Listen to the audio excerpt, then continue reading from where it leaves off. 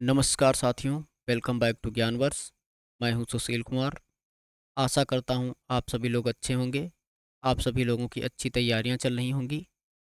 और आज हम लेकर आए हैं भाषा विज्ञान से बार बार पूछे जाने वाले अति महत्वपूर्ण प्रश्न, जो हिंदी साहित्य, UGC net, JRF, GIC, TGT, PGT, KVS जैसी परीक्षाओं के लिए अति महत्वपूर्ण है।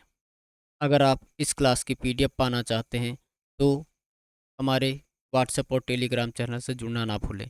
यह सेशन बहुत ही महत्वपूर्ण होने वाला है। चलिए शुरू करते हैं आज के सेशन को।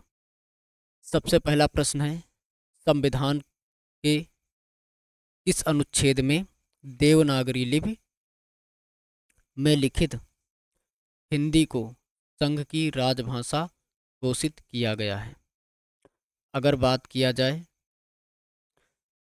संविधान के अनुच्छेद किस अनुच्छेद में देवनागरी लिपि को लिखित हिंदी को संघ की राजभाषा घोषित किया गया है, अगर इसके सही उत्तर की बात किया जाए तो क्या हो जाएगा?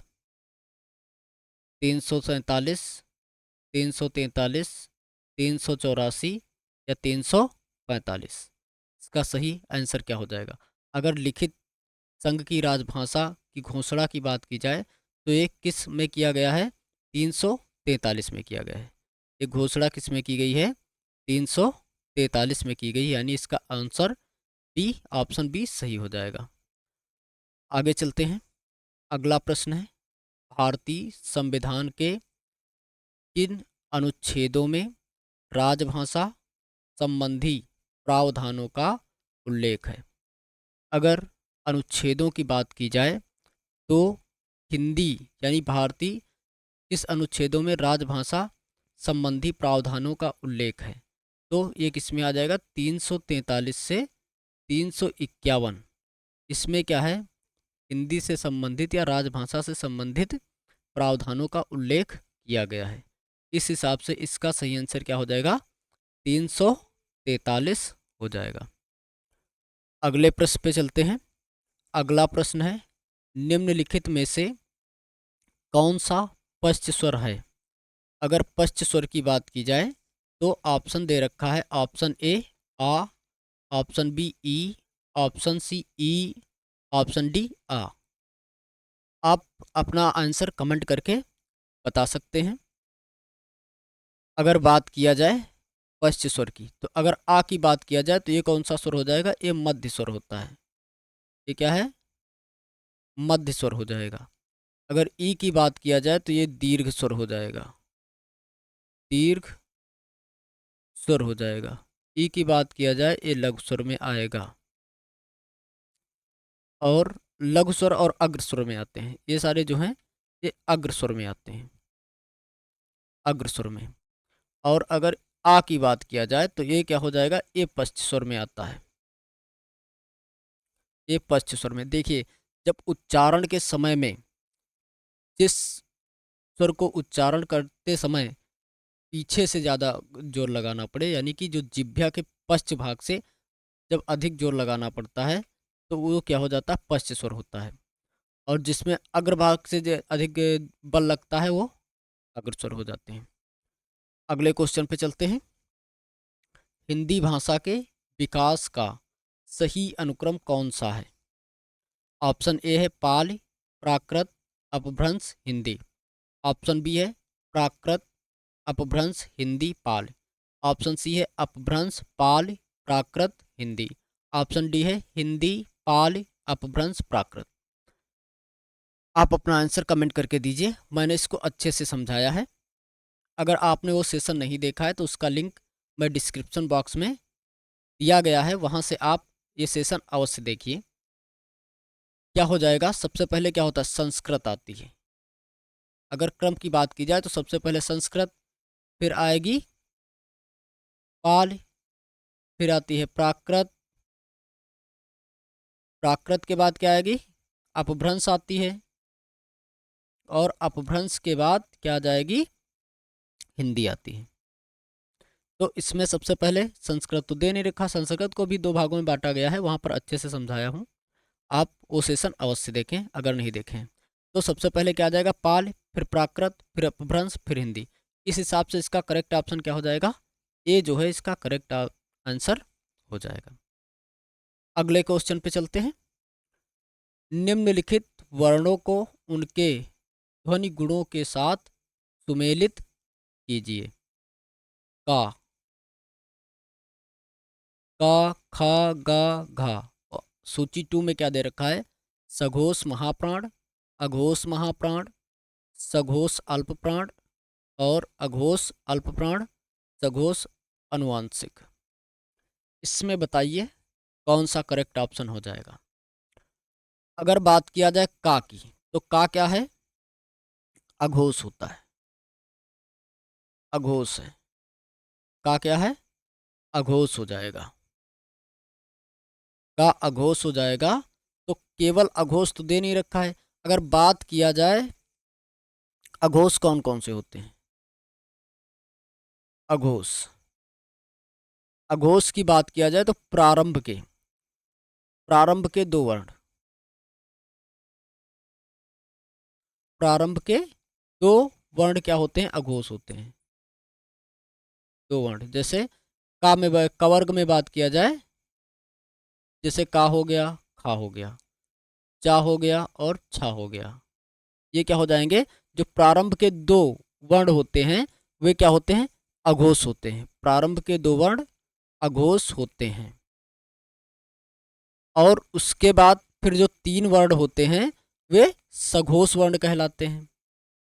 ठीक है, तो यानी अघोष क्या हो जाएंगे, प्रारंभ के 2 वर्ण हो जाएंगे और उसके बाद जो 3 वर्ण होंगे, जैसे कौन से हो जाएंगे, का, खा, गा, घा, अंगा, ये क्या कहलाएंगे, ये कहलाएंगे सघोष वर्ण। ये क्या होंगे, ये सघोष हो जाएंगे। ठीक है। और अब अगर बात किया जाए अल्प प्राण और महाप्राण की, तो अल्प प्राण क्या होंगे,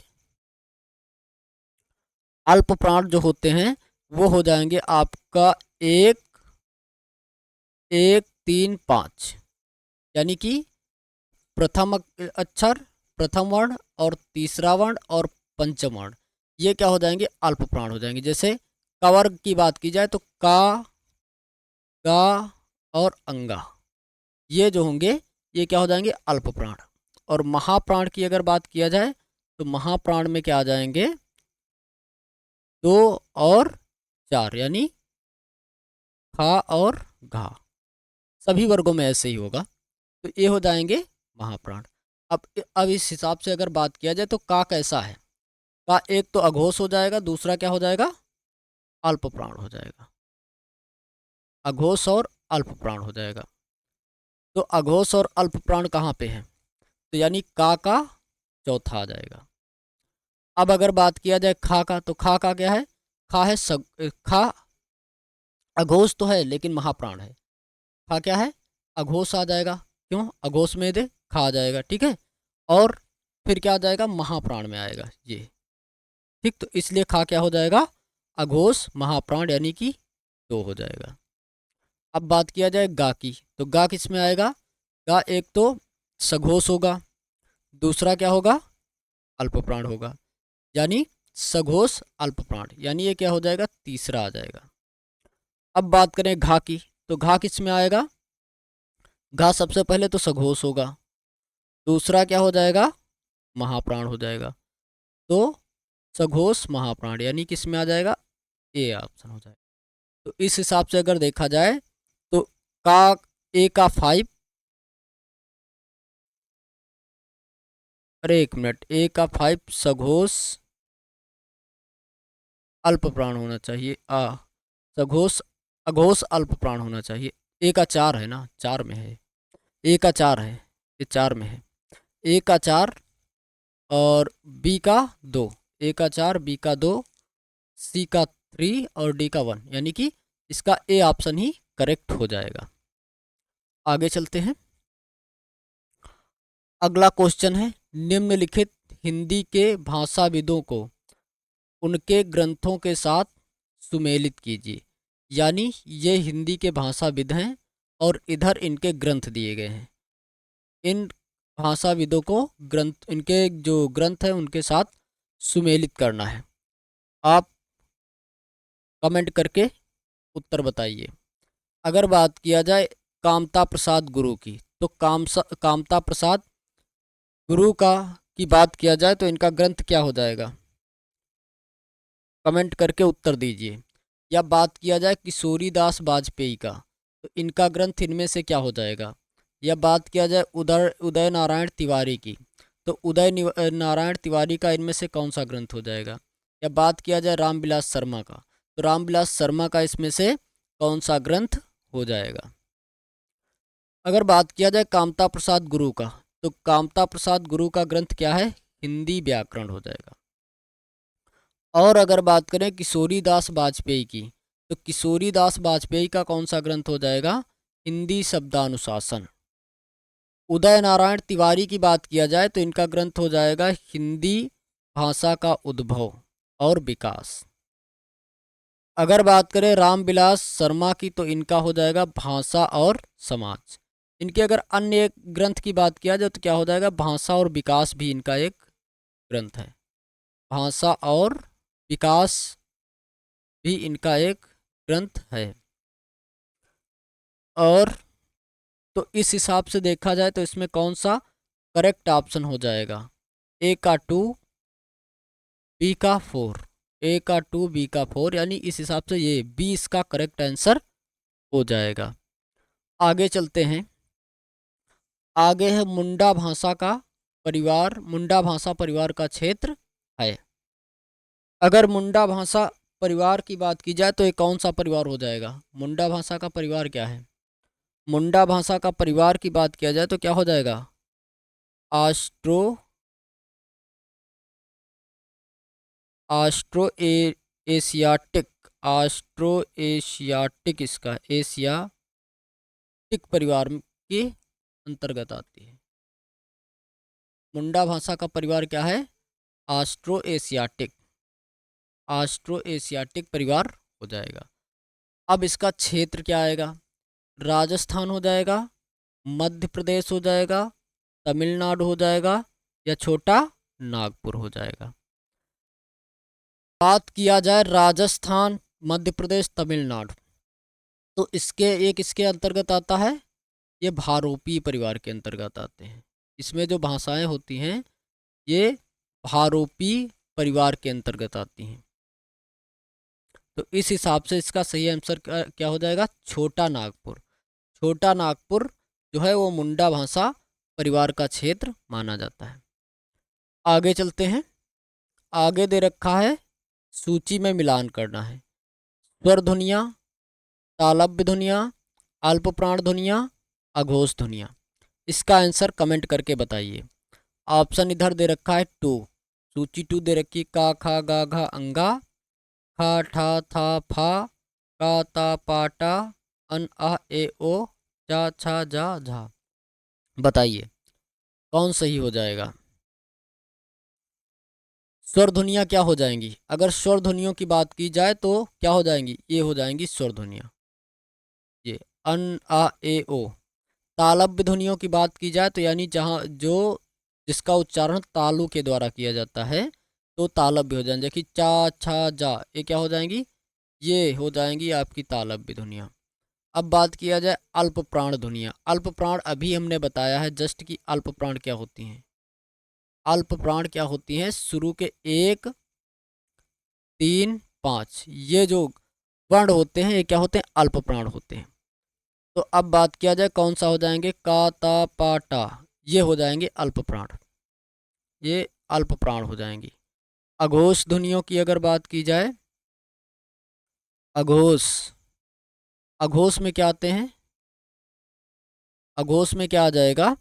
अघोष में 1, 2 आता है। अघोष में 1 और 2 आता है। अल्प प्राण में 1, 3, 5 आता है। तो यहाँ पर थोड़ा सा सही करना पड़ेगा।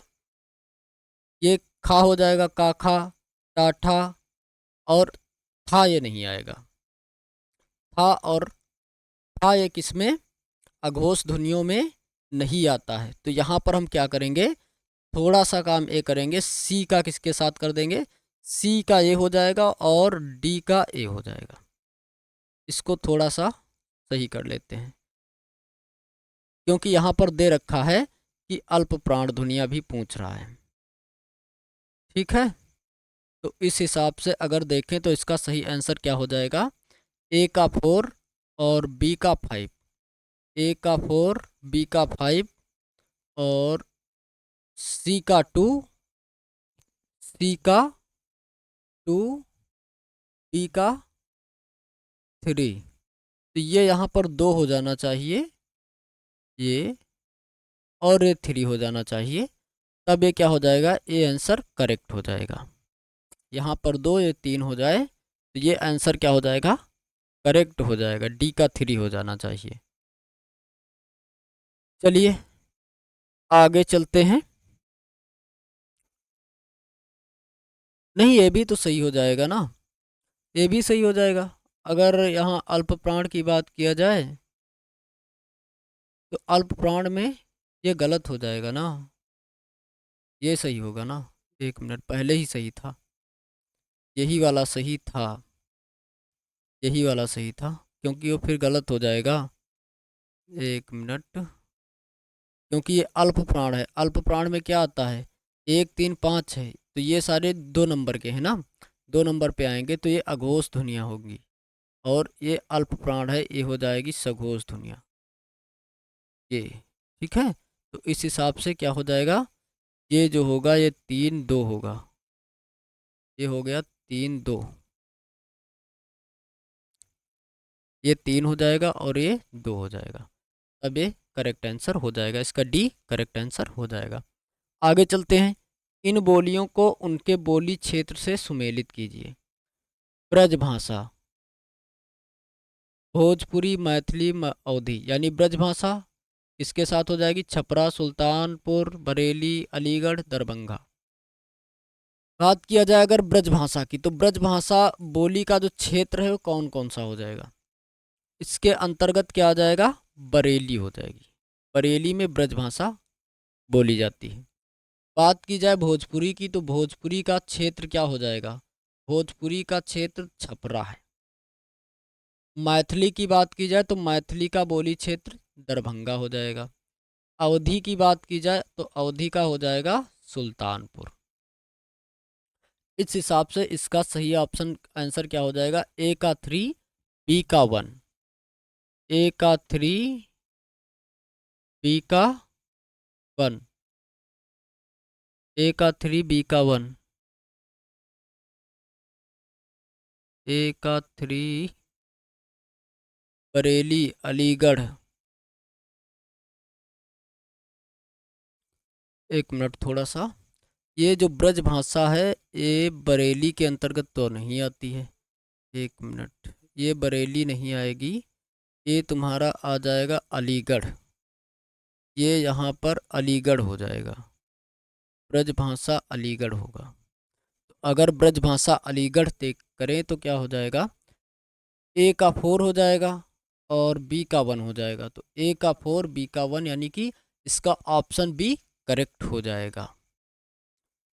सी का 5, सी का 5 हो गया और डी का 2 सुल्तानपुर, ये सही हो जाएगा, यही इसका करेक्ट आंसर होगा।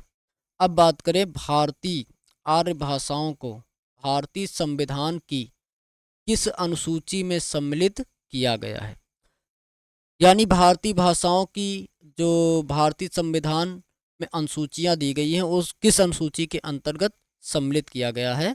ऑप्शन ए है अष्टम, सप्तम, नवम, दसम। सही आंसर की बात की जाए तो इसका सही आंसर क्या हो जाएगा, अष्टम हो जाएगा, क्योंकि भारतीय संविधान के 8वीं अनुसूची में भाषा संबंधी प्रावधान दिए गए हैं। अगला क्वेश्चन है, ग्रिम नियम किस भाषा की ध्वनि से संबंधित है, जर्मनी, फ्रेंच, रूसी, हिंदी। अगर ग्रिम नियम की बात की जाए तो इसका सही उत्तर क्या हो जाएगा, जर्मन हो जाएगा, ये जर्मन भाषा की ध्वनि से संबंधित है। अगला प्रश्न है, इन बोलियों को उनके बोली क्षेत्र से सुमेलित कीजिए। बोलियां हैं बांगरू, भोजपुरी, कुमाऊनी, खड़ी बोली। बोली क्षेत्र दे रखे हैं अलीगढ़, मेरठ, अल्मोड़ा, छपरा, रोहतक। बात किया जाए बांगरू की, तो बांगरू ये किसकी बोली है? ये हरियाणवी के अंतर्गत आती है। हरियाणवी को ही बांगरू भी कहते हैं। हरियाणवी को बांगरू भी कहते हैं। तो हरियाणवी कहाँ बोली जाएगी? हरियाणवी कहाँ बोली जाएगी? रोहतक में पड़ता है। ठीक है। भोजपुरी की बात की जाए तो इसका बोली क्षेत्र क्या हो जाएगा? छपरा हो जाएगा। कुमाऊनी की बात की जाए तो कुमाऊनी कहाँ हो जाएगा? अल्मोड़ा हो जाएगा। खड़ी बोली की बात की जाए तो ये मेरठ हो जाएगा। तो अगर इस हिसाब से इसका सही उत्तर देखा जाए तो 5 4 3 2 होना चाहिए। तो 5 4 3 2 ऑप्शन ए इसका सही आंसर हो जाएगा। आगे चलते हैं। नागरी लिपि का विकास किस लिपि से हुआ है? खरोष्टी से हुआ है, ब्राह्मी से हुआ है, नागलिपि से हुआ है, या हिब्रू से हुआ है? अगर नागरी लिपि के विकास की बात की जाए तो इसका विकास किस लिपि से हुआ है? तो इसका विकास ब्राह्मी लिपि से हुआ है। ब्राह्मी लिपि यानी ऑप्शन बी इसका करेक्ट आंसर हो जाएगा। अगले क्वेश्चन पे चलते हैं। निम्नलिखित में से कौन सी बोली उत्तर प्रदेश में नहीं बोली जाती है? अवधी, खड़ी बोली, मैथिली, ब्रज। अवधी की बात की जाए तो ये बाराबंकी और लखनऊ ज़िले जो हैं, सुल्तानपुर हैं, इसके अंतर्गत बोली जाती है। और अगर खड़ी बोली की बात की जाए तो ये भी मेरठ हो गया, दिल्ली के मेरठ हो गया और बिजनौर हो गया, वहाँ पर बोली जाती है। ये क्या हो जाएगा? अयोध्या, अयोध्या, बाराबंकी, फैजाबाद, फैजाबाद तो उसी में आ जाएगा। सुल्तानपुर, लखनऊ, सीतापुर आदि क्षेत्रों में बोली जाती है। खड़ी बोली की बात की जाए तो मेरठ और बिजनौर आदि क्षेत्रों में क्या खड़ी बोली बोली जाती है। ब्रज की बात की जाए तो आगरा आदि क्षेत्रों में ब्रज भी बोला जाता है। लेकिन अगर मैथिली की बात की जाए तो मैथिली कहाँ बोली जाती है?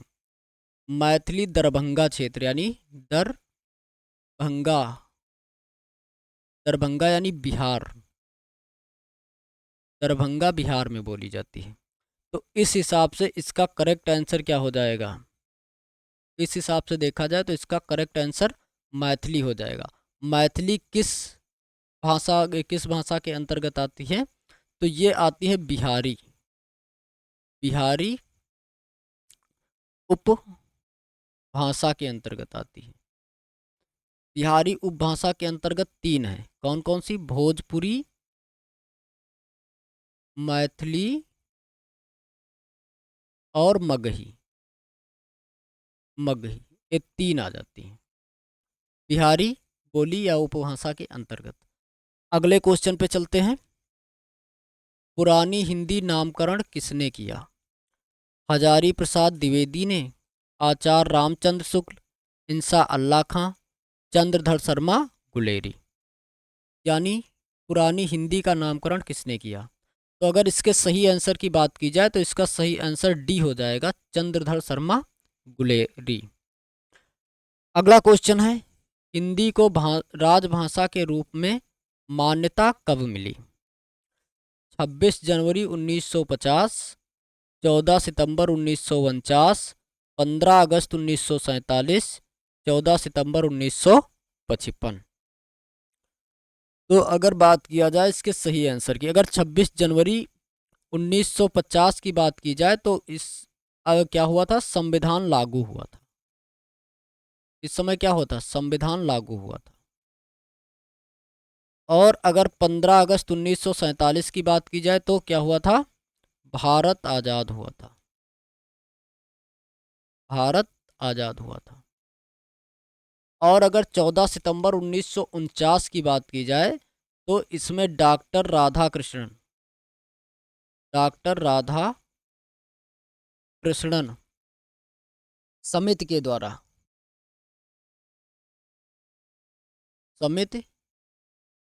द्वारा क्या किया था कि सिफारिशों पर, ठीक है, की सिफारिशों पर क्या हुआ था, की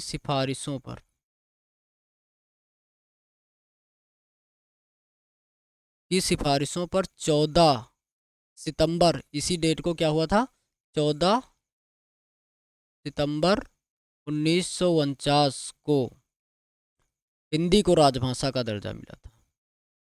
हिंदी को राजभाषा का दर्जा मिला, राजभाषा का दर्जा मिला था। तो इसका सही आंसर क्या हो जाएगा, बी इसका करेक्ट आंसर हो जाएगा। आगे चलते हैं। अगला प्रश्न है, निम्नलिखित बोलियों को उनके भौगोलिक क्षेत्र के साथ सुमेलित कीजिए।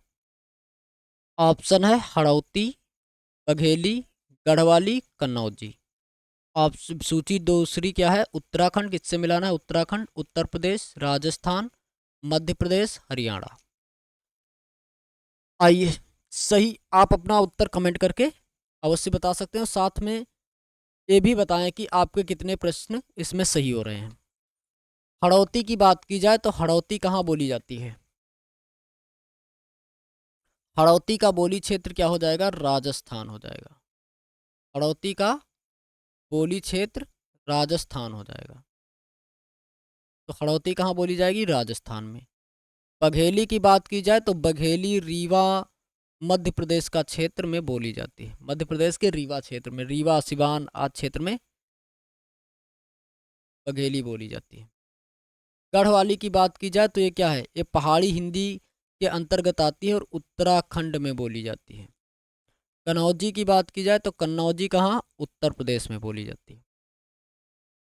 तो इस हिसाब से इसका सही आंसर क्या हो जाएगा, ए का 3 बी का 4, ए का 3 बी का 4 दो जगह पे है, और सी का 1 और डी का 2, सी का 1 डी का 2, यानी इसका सी करेक्ट आंसर हो जाएगा। सी ऑप्शन इसका सही उत्तर हो जाएगा। अगले क्वेश्चन पे चलते हैं। अगला क्वेश्चन है, निम्नलिखित विधि के क्रिया रूपों को उनकी बोली के साथ सुमेलित कीजिए।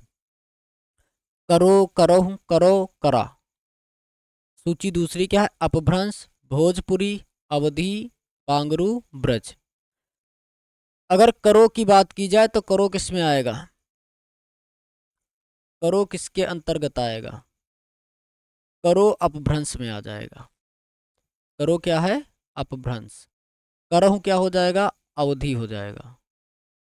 करहूं अवधि हो जाएगा, करहूं अवधि हो जाएगा। अवधि का क्या हो जाएगा, करहूं का अवधि हो जाएगा। करो का, एक मिनट रुक जाइए, करो का थोड़ा मिस्टेक हो गया है। करो का क्या हो जाएगा, अपभ्रंश नहीं होगा, करो का हो जाएगा आपका बांगरू आ जाएगा। करो का बांगरू हो जाएगा, करहूं का अवधि हो जाएगा, करो, करो का ब्रज हो जाएगा। ये जो करा है, करा हो जाएगा अपभ्रंश का। तो इस हिसाब से क्या आना चाहिए, सही आंसर करा का क्या हो जाएगा, भोजपुरी है। करा का भोजपुरी ही तो है ना, करा। तो ये क्या हो जाएगा, भोजपुरी, यानी कि सही आंसर क्या हो जाएगा, 4 3 5 2, 4 4 3 5 2, यानी ए इसका सही आंसर हो जाएगा। आगे चलते हैं। पाणिनि ने किस ग्रंथ के द्वारा भाषा को एक रूपता देने का प्रयास किया है। महाभाष्य, अष्टाध्यायी, योग वासिष्ठ या बृहस्पति नीति शास्त्र। अगर पाणिनि के भाषा को एक रूपता देने के प्रयास की बात की जाए तो इसका उल्लेख कहाँ मिलता है, महाभाष्य में मिलता है। पाणिनि ने महाभाष्य के द्वारा भाषा को एक रूपता देने का बृहद ही प्रयास किया है। आगे चलते हैं। अगला प्रश्न है, शब्द रचना में किसका योगदान नहीं है? प्रत्यय का, पद का, धातु का या उपसर्ग का? अगर बात किया जाए शब्द रचना में किसका योगदान नहीं है, तो इसका सही आंसर क्या हो जाएगा? पद। शब्द रचना में पद का कोई योगदान विशेष नहीं रहता है, तो इस हिसाब से इसका सही आंसर बी हो जाएगा। आगे चलते हैं। निम्नलिखित में से किस शब्द में रूप साधक प्रत्यय है? बचपन में, लड़के में, मातृत्व में, एकता में? अगर रूप साधक प्रत्यय की बात की जाए तो निम्नलिखित में से किसमें है? लड़के में रूप साधक प्रत्यय पाया जाता है। अगला प्रश्न है, जसुमत हरि पालने झुलावे। इसमें क्या करना है? जो पंक्तियां दी गई हैं उनकी भाषा के साथ सुमेलित करना है। सूची 1 में पंक्तियां हैं, सूची 2 में भाषाएं दी गई हैं, उनसे मिलान करना है। जसुमत हरि पालने झुलावे, तेहि अवसर एक तापस आवा, अतिरंग स्वामी सु मिली रात, दखन है नगीना अंगूठी है जग। तो अब सूची 2 में भाषाएं दे रखी, डिंगल, दक्षिणी, ब्रज, मैथिली, अवधी। अब अगर बात किया जाए तो जैसे जसुमत हरि पालने झुलावे, इसमें कौन सी भाषा है? ये ब्रज भाषा हो जाएगी। तेहि अवसर एक तापस आवा, इसकी भाषा क्या हो जाएगी? अवधी हो जाएगी। ये गोस्वामी तुलसीदास की पंक्ति है। अतिरंग स्वामी सो मिली रात, इसकी भाषा क्या हो जाएगी? इसकी भाषा डिंगल हो जाएगी। और अगर बात की दखन है नगीना अंगूठी है जग, इसकी क्या हो जाएगी? ये किस भाषा में है? दक्षिणी में है। तो इस हिसाब से सही आंसर क्या हो जाएगा? सही आंसर हो जाना चाहिए 3 5 1 2। 3 5 1 2 ए में दे रखा है, यानी ए इसका सही आंसर हो जाएगा। आगे फिर से दे रखा है कि निम्नलिखित रचना को उनके सही भाषा के रूप से सुमेलित कीजिए। यहाँ उनके होना चाहिए, उनके सही भाषा के रूप में सुमेलित कीजिए। आयो, आइल, आवा, आयो। सूची दूसरी दे रखी, अवधि, ब्रज, अपभ्रंश, पाल, भोजपुरी। आयो की अगर बात किया जाए तो ये क्या हो जाएगी? इसकी भाषा अपभ्रंश हो जाएगी। और आइल की बात किया जाए तो आइल कौन सी भाषा हो जाएगी? आइल से पहले आवा का देख लेते हैं। आवा क्या हो जाएगा? अवधि हो जाएगा। आवा अवधि हो जाएगा। आयो क्या हो जाएगा? ये ब्रज हो जाएगा। आइल क्या हो जाएगा? भोजपुरी हो जाएगा। तो इस हिसाब से इसका सही आंसर क्या हो जाना चाहिए? 3 5 1 2। 3 5 1 2 इसका बी आंसर करेक्ट हो जाएगा। 3 5 1 2, इस हिसाब से इसका बी ऑप्शन सही हो जाएगा। अगले प्रश्न में चलते हैं। निम्नलिखित शब्दों को उनके संधि के नाम के साथ सुमेलित कीजिए। संधि के नाम के साथ सुमेलित करना है। निरोग, दीर्घाकार, सदाचार, प्रत्येक। इधर जो संधि हैं संधि के नाम दिए गए हैं, दीर्घ संधि, यण संधि, विसर्ग संधि, वृद्धि संधि, व्यंजन संधि। अगर निरोग की बात किया जाए तो निरोग कैसे बना है? निह रोग से। तो इसका क्या है? यानी कि विसर्ग संधि, इसमें क्या हो जाएगी? विसर्ग संधि हो जाएगी। दीर्घाकार में कौन सी हो जाएगी? दीर्घ प्लस आकार, यानी कि दीर्घ किया गया है, इसमें दीर्घ संधि हो जाएगी। सदाचार में क्या हो जाएगी? सद प्लस आचार। सदाचार क्या होता है? सद प्लस आचार। इसमें क्या हो रहा है? पहला क्या है? व्यंजन और स्वर की संधि हो रही, तो यहाँ पर क्या हो जाएगा? व्यंजन संधि हो जाएगी। प्रत्येक, प्रत्येक में कौन सी संधि हो जाएगी? प्रत्येक में कौन सी संधि हो जाएगी?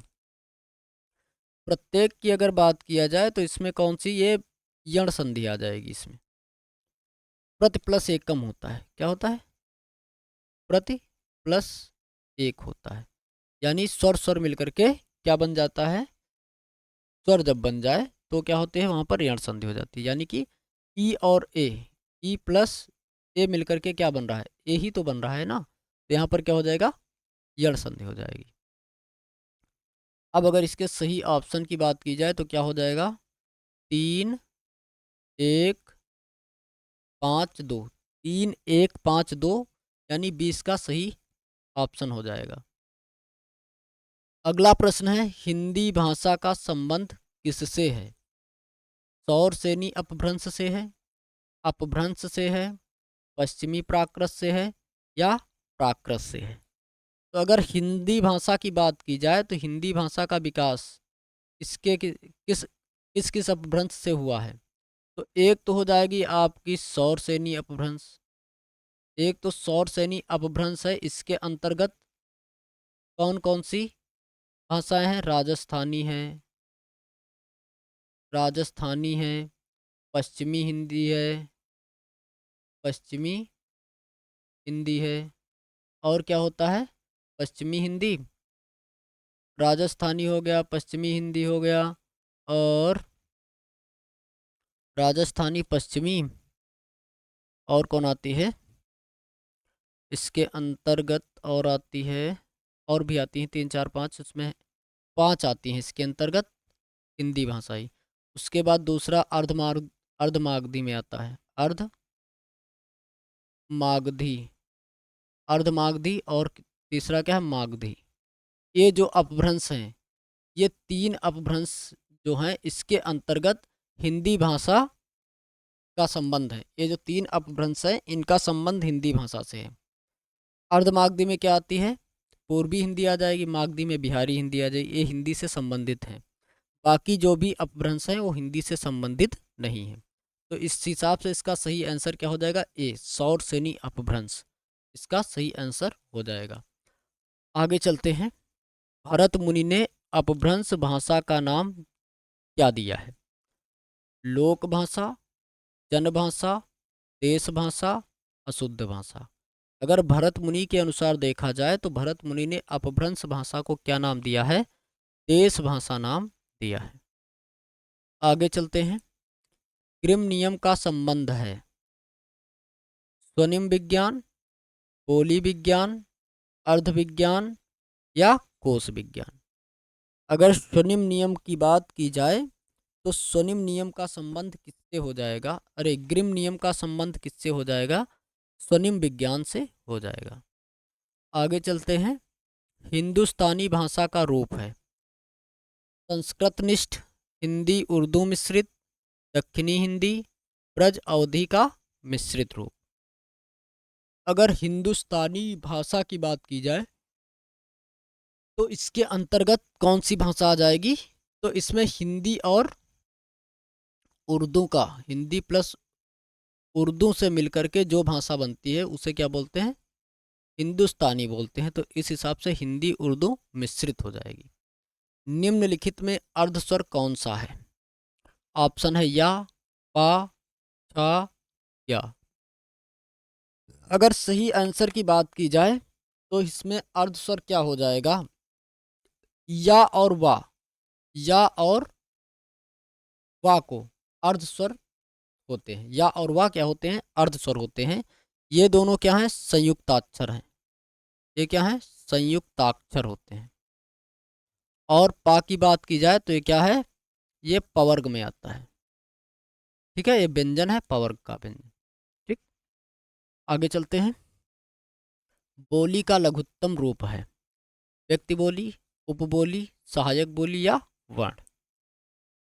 बोली का अगर लघुत्तम रूप की बात की जाए तो बहुत से लोग यहाँ पर कंफ्यूज हो जाते हैं। बहुत से लोग इसका आंसर वर्ण लगा रहे होंगे, लेकिन वर्ण गलत है। सही आंसर क्या हो जाएगा? व्यक्ति बोली हो जाएगा।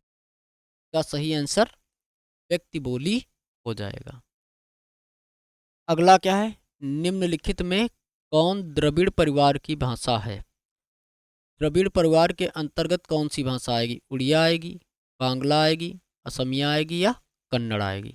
अगर अगर द्रविड़ परिवार की भाषा की बात की जाए तो इसके अंतर्गत क्या आ जाएगा? कन्नड़ आ जाएगा, कन्नड़ आ जाएगा। बाकी उड़िया, बांग्ला और असमिया एक इसके अंतर्गत आते हैं, ये बिहारी बोली के अंतर्गत आते हैं। नहीं, अर्धमागधी, रुक जाइए, मागधी के अंतर्गत आते हैं। किसके अंतर्गत आते हैं? ये मागधी के अंतर्गत आते हैं। ये सारे किसके अंतर्गत आएंगे? मागधी के अंतर्गत आते हैं। मागधी यानी मागधी किसके अंतर्गत आती है? ये आ जाती है आपकी भारोपी परिवार के अंतर्गत। भारोपी परिवार के अंतर्गत आते हैं। आगे चलते हैं। किस क्षेत्र की बोली को काचिका कहा जाता है? किस बोली किस क्षेत्र की बोली को काचिका कहा जाता है? बैशवाड़ा, आरा भोजपुर, बनारस, मगध। देखिए, काशिका से एक चीज याद रखिएगा, काशिका से काशी याद रखिए, काशिका से काशी याद रखिए। तो इसका आंसर क्या हो जाएगा? काशिका से काशी याद रखेंगे तो काशी क्या हो जाएगा? बनारस, यानी कि बनारस इसका क्षेत्र हो जाएगा। अगला प्रश्न है, साहित्यिक अपभ्रंश को पुरानी हिंदी किसने कहा था? यानी साहित्यिक अपभ्रंश को पुरानी हिंदी किसने कहा था? अगर साहित्यिक अपभ्रंश को पुरानी हिंदी की बात की जाए तो कहने वाले कौन हो जाएंगे?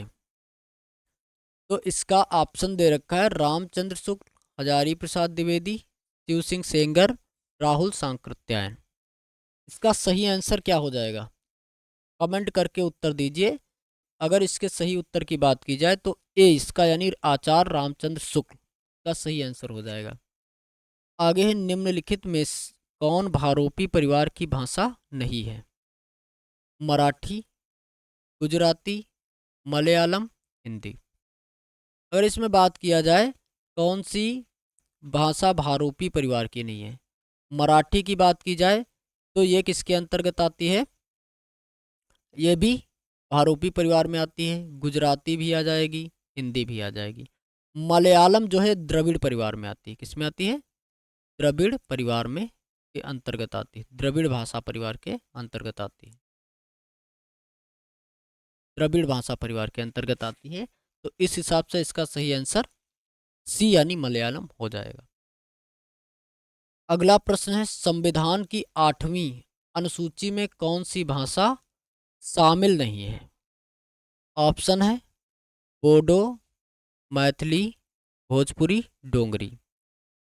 अगर इसमें बात किया जाए कि कौन सी भाषा 8वीं अनुसूची में शामिल नहीं है तो इसका आंसर क्या हो जाएगा? भोजपुरी हो जाएगा। बाकी ये तीनों भाषाएं 8वीं अनुसूची में शामिल हैं। बोडो, डोगरी, मैथिली, संथाली, ये सारी क्या आती हैं? ये 8वीं अनुसूची में शामिल हैं, 8वीं अनुसूची में आती हैं। और अगर 8वीं अनुसूची में बात किया जाए तो कुल कितनी भाषाएं हैं? 8वीं अनुसूची में कुल कितनी भाषाएं हैं? तो 22 भाषाएं हैं, 22 भाषाएं शामिल हैं। चलिए आगे चलते हैं। बिहारी उपभाषा के अंतर्गत कौन सी बोली नहीं आती? भोजपुरी, बुंदेली, मगही, मैथिली। अगर बिहारी उपभाषा के अंतर्गत बात किया जाए तो इसमें 3 बोलियां आती हैं। एक हो जाएगा भोजपुरी, मगही और मैथिली।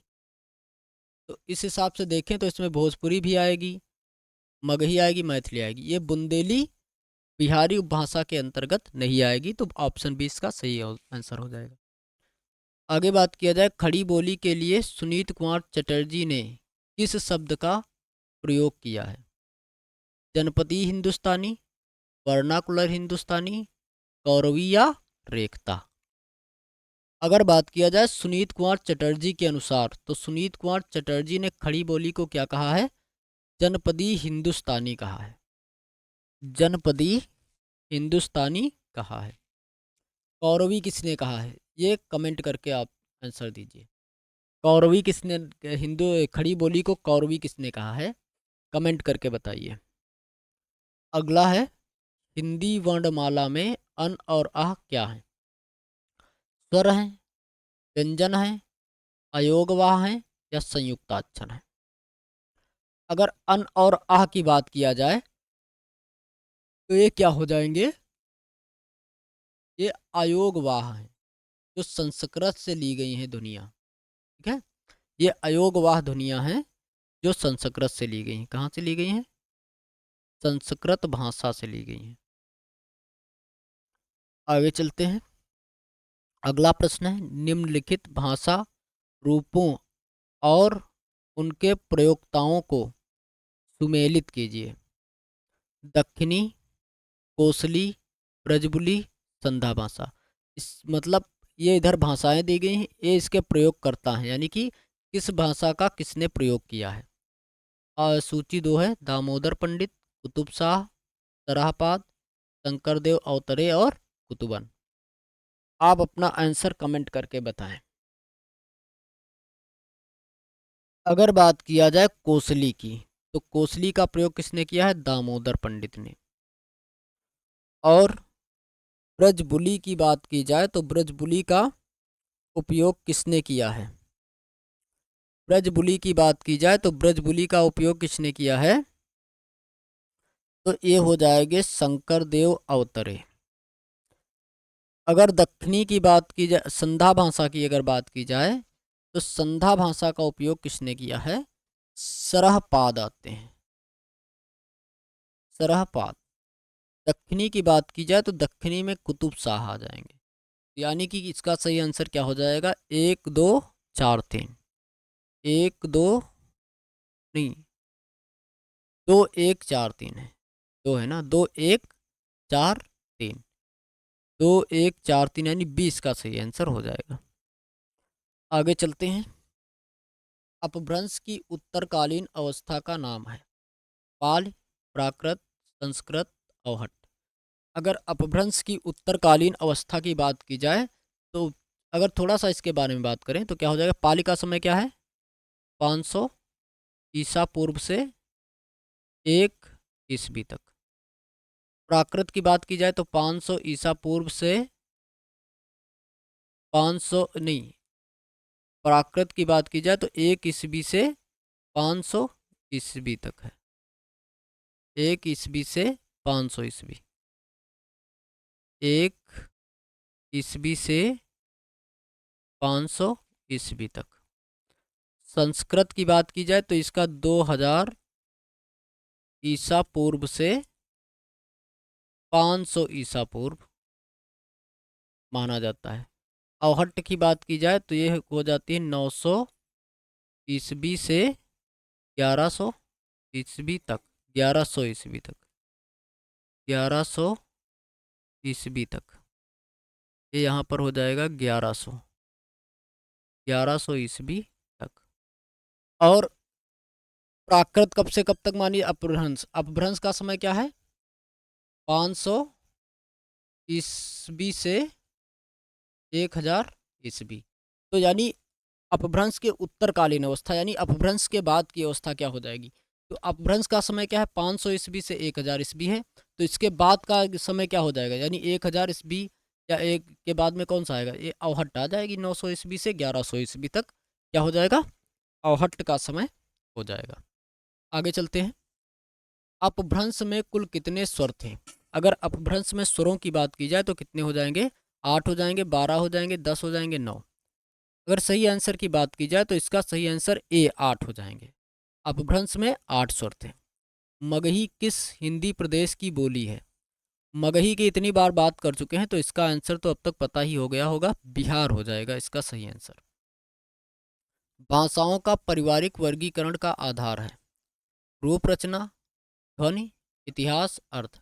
अगर पारिवारिक वर्गीकरण की बात की जाए तो इसका सही आंसर क्या हो जाएगा? इतिहास हो जाएगा। आगे है, ब्राह्मी लिपि का सही अनुक्रम है। ब्राह्मी लिपि, गुप्त लिपि, कुटिल लिपि, देवनागरी लिपि। या कुटिल लिपि, ब्राह्मी लिपि, गुप्त लिपि, देवनागरी। या ब्राह्मी लिपि, देवनागरी लिपि, गुप्त लिपि, कुटिल लिपि। अगर इसमें सही आंसर की बात की जाए तो सही आंसर क्या हो जाएगा?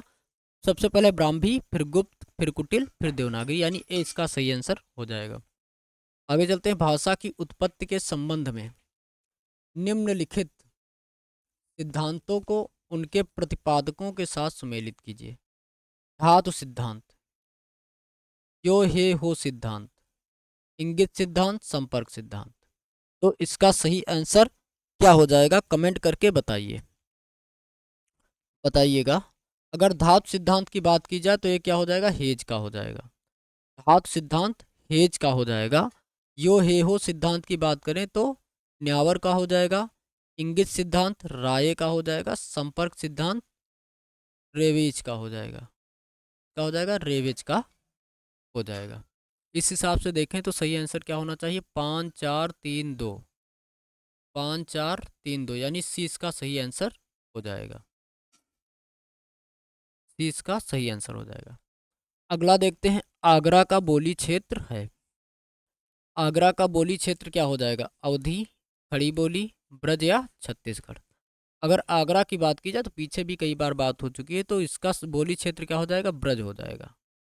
आगे चलते हैं, डॉक्टर सुनीत कुमार चटर्जी के अनुसार पूर्वी हिंदी आधुनिक भारतीय आर्य भाषाओं के किस वर्ग से आती है। सुनीत कुमार चटर्जी के अनुसार अगर पूर्वी हिंदी की बात की जाए तो किसके अंतर्गत आएगी, उदीच्य में आएगी, प्रातीच्य में आएगी, मध्य देशी आएगी या प्राच्य में आएगी। तो इसका सही आंसर क्या हो जाएगा, प्राच्य हो जाएगा। आगे चलते हैं, डॉक्टर धीरेन्द्र वर्मा ने वैदिक ध्वनियों की संख्या मानी है।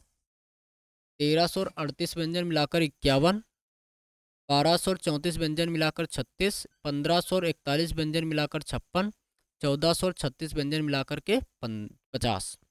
अगर इसके सही आंसर की बात की जाए तो क्या हो जाएगा, ऑप्शन ए यानी 1338 व्यंजन मिलाकर के 51 ध्वनियां मानी है। निम्नलिखित रचनाओं को उनके भाषा के साथ सुमेलित कीजिए। कवितावली, पृथ्वीराज रासो, बरबैन आई का भेद, अमीर खुसरो की मुखरी। भाषा क्या है, पिंगल, ब्रज, खड़ी बोली, अवधी, भोजपुरी। अगर बात किया जाए कवितावली की तो कवितावली की भाषा क्या हो जाएगी, ब्रज भाषा हो जाएगी। पृथ्वीराज रासो की बात की जाए तो पृथ्वीराज रासो की भाषा क्या हो जाएगी, पिंगल हो जाएगी। परबय नाई का भेद की बात की जाए तो अवधी हो जाएगी। और अमीर खुसरो की मुकरियों की बात की जाए तो खड़ी बोली हो जाएगी। यानी सही आंसर क्या हो जाएगा, 2 1 2 1 4 3। 2 1 2 1 4 3 ये मिल रहा है यहाँ पर, ये 3 आ जाना चाहिए। 2 1 4 3 यही आंसर इसका सही हो जाएगा। आगे चलते हैं, आगे सिंधी भाषा का विकास किस अपभ्रंश से हुआ है। प्राचड़, पैसाची, मागधी, अर्धमागधी। अर्धमागधी की बात की जाए तो इससे क्या है, पूर्वी हिंदी का विकास हुआ है। के अंतर्गत कौन कौन आ जाती हैं, अवधी, बघेली, बघेली और छत्तीसगढ़ी। छत्तीसगढ़ी आ जाएंगी। मागधी की बात की जाए तो इसमें बिहारी हिंदी आती है। के अंतर्गत बिहारी हिंदी आएगी और उसकी 3 उपबोलियां हैं, बहुत बार बता चुके हैं। पैसाची में क्या आ जाएगी, पैसाची में लहदा पंजाबी आ जाती है। ठीक है, पैसाची में क्या आ जाएगी, लहदा पंजाबी, लहदा पंजाबी आती है। ब्राचड़ में सिंधी आ जाएगी। तो इस हिसाब से हिंदी भाषा का विकास, सिंधी भाषा का विकास किस अपभ्रंश से हुआ है, ब्राचड़ से हो जाएगा। इसका ए सही आंसर हो जाएगा। आगे चलते हैं, देवनागरी लिपि के मानकीकरण के प्रयासों को पहले से बाद के क्रम में लगाएं। कौन कौन से दे रखे हैं, डॉक्टर राधाकृष्णन की अध्यक्षता में गठित परिषद, ये अभी पीछे हमने बताया था। क्या समय था इसका, 1948 और 49 इसका समय है।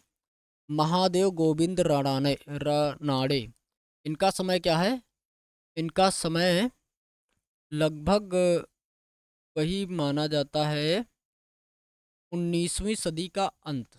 ठीक, 19वीं सदी का आखिरी समय माना जाता है।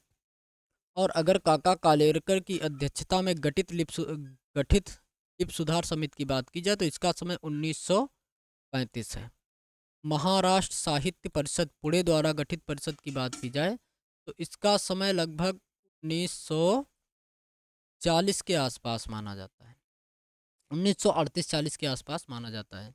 अगर बात किया जाए आचार्य नरेंद्र देव की अध्यक्षता में गठित 40 ने 36-37 के आसपास में इसका माना जाता है। अगला है आचार्य नरेंद्र देव की अध्यक्षता में गठित परिषद, इसका समय क्या है, ये 1947 हो जाएगा। ये 1947 ईस्वी हो जाएगा। तो इस हिसाब से देखा जाए तो इसका सही अनुक्रम क्या बैठेगा, तो सबसे पुराना तो ये हो जाएगा। ये 19वीं सदी का आखिरी समय इसका माना जाता है, तो 1 नंबर पे ये आ जाएगा। और अगर ऑप्शन देखें तो क्या हो जाना चाहिए, 2 3 4 1, 2 3 4 1 हो जाना चाहिए। 2 3, सबसे पहले 2 आएगा, फिर 35 वाला आना चाहिए, 3, फिर अच्छा 5 भी है ना, 2 3, फिर 4 5 1 होगा, 5 1, 2 3 4 5 1, यानी इसका ए ऑप्शन करेक्ट हो जाएगा। ए ऑप्शन करेक्ट हो जाना चाहिए। अगर इसका ए ऑप्शन करेक्ट हो जाना चाहिए, महाराष्ट्र साहित्य पुणे। मुझे इसमें थोड़ा सा मिस्टेक लग रही है, क्या मिस्टेक है, 2 4, 1 मिनट, ये फर्स्ट नंबर पे हो जाएगा, पुराना है, ठीक है। ये जो महाराष्ट्र साहित्य परिषद है, इसका गठन, इसमें थोड़ा सा मुझे कन्फ्यूजन हो रहा है। ये शायद इसके पहले हुआ था, काका कालेलकर की अध्यक्षता में गठित लिपि सुधार समिति जो है उसके पहले हुआ था। 1 मिनट मैं इसको कंफर्म करके बता रहा हूँ, बस 1 मिनट रुकिए। हाँ, इसका यही हो जाएगा। क्या हो जाएगा, ये इसके पहले हुआ था ये जो है, तो इस हिसाब से क्या हो जाएगा, फर्स्ट नंबर पर ये आएगा, दूसरे पर ये आएगा, 3 पे ये आना चाहिए, 4 पे आना चाहिए, फिर ये 5 नंबर, यानी क्या हो जाएगा, ये हो जाएगा तुम्हारा 2 4 3 5 1, 2 4 3 5 1, इस हिसाब से इसका बी आंसर सही हो जाएगा। करेक्ट आंसर क्या हो जाएगा इसका, ई हो जाएगा। ये वाला गलत है, इसका सही आंसर हो जाएगा। चलिए आगे चलते हैं। अगला क्वेश्चन है, बुंदेली बोली की उपबोलियां कौन सी हैं? बुक्सा, चंडीली, बंगराही, कठेरिया डांगी माथुरी, भदौरी बनाफरी खटोला, लरिया खटोली खलताही। अगर इसकी सही बोली की बात की जाए, यानी बुंदेली बोली की उपबोलियों की बात की जाए, तो इसमें क्या आ जाती है, भदौरी बनाफरी खटोला आ जाएगी ये, यानी आंसर इसका बी ऑप्शन सही हो जाएगा। आज के लिए इतना ही। अगर आपको सेशन अच्छा लगा है तो सेशन को लाइक करें, दोस्तों के साथ शेयर करें। अगर यहाँ तक आप आ ही गए हैं तो चैनल को सब्सक्राइब कर लें, बेल आइकन दबा लें, जिससे प्रत्येक वीडियो का नोटिफिकेशन सबसे पहले आप तक मिले। अगर आप ऐसे ही हमारे साथ जुड़ करके अपनी तैयारी करना चाहते हैं, जिसमें UGC net, JRF, TGT, PGT, GIC, LT grade जैसी महत्वपूर्ण परीक्षाओं के लिए तैयारी कराई जाती है हिंदी साहित्य से, और अगर अभी इस पर बहुत जल्दी ही कंटेंट की क्लासेस भी आना शुरू हो जाएंगी। कुछ समस्याएं थी, इस वजह से क्लासेस में थोड़ा लेट हो रहा था, समस्याएं आ रही थी, लेकिन अब कंटिन्यू इस पर क्लासेस चलेंगी। और इस क्लास की पीडीएफ पाने के लिए आप हमारे व्हाट्सएप और टेलीग्राम चैनल से बिल्कुल मत जुड़ना मत भूलें। टेलीग्राम चैनल और व्हाट्सएप चैनल का लिंक डिस्क्रिप्शन में दिया गया है, तो आप वहाँ से अवश्य जुड़ें, ठीक है। तो चलिए आज के लिए इतना ही, फिर मिलते हैं अगले क्लास में, तब तक के लिए धन्यवाद, जय हिंद।